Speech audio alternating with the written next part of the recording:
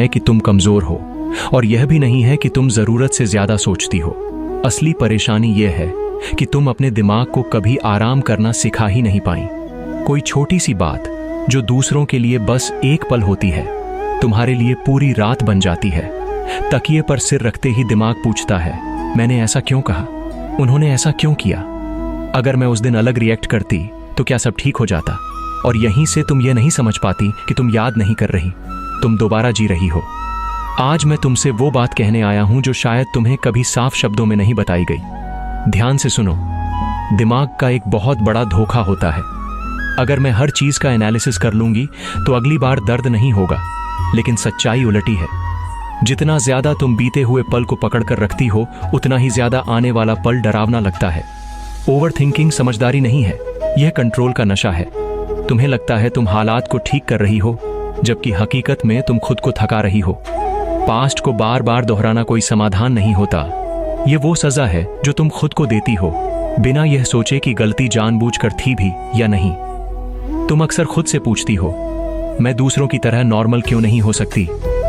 मैं तुम्हें सच बताता हूं, तुम बिल्कुल नॉर्मल हो, बस तुम्हारा दिमाग अभी भी खतरे की स्थिति में फंसा हुआ है। किसी समय किसी बात ने तुम्हें चोट दी थी, शर्म दी थी या गिल्ट दिया था।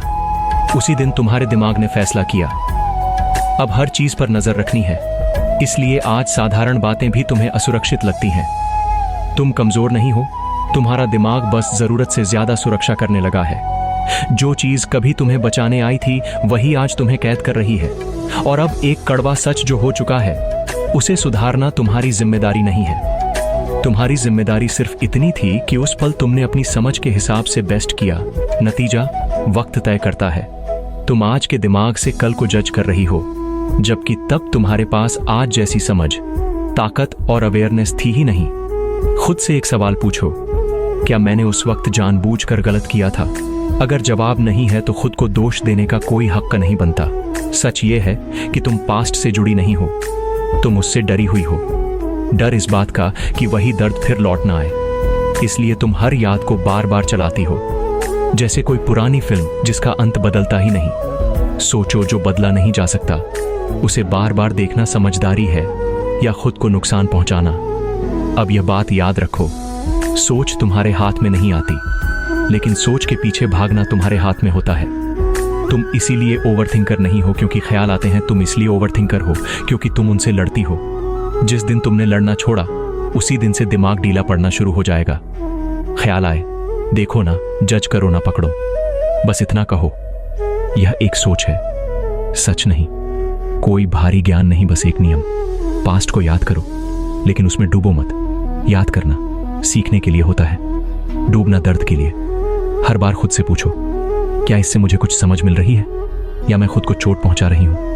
अगर दूसरा जवाब है तो वहीं रुक जाओ। यह तुम्हारी जिम्मेदारी है अपने दिमाग को सिखाना कि हर याद पर रिएक्ट करना जरूरी नहीं।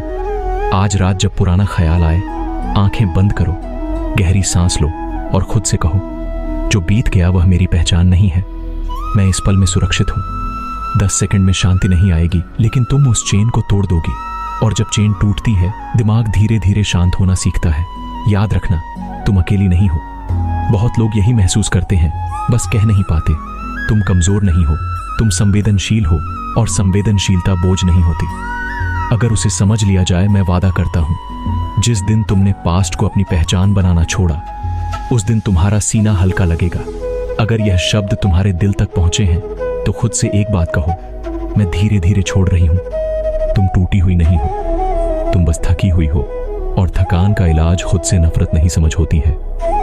याद रखना, जो बीत गया वो तुम्हारी कहानी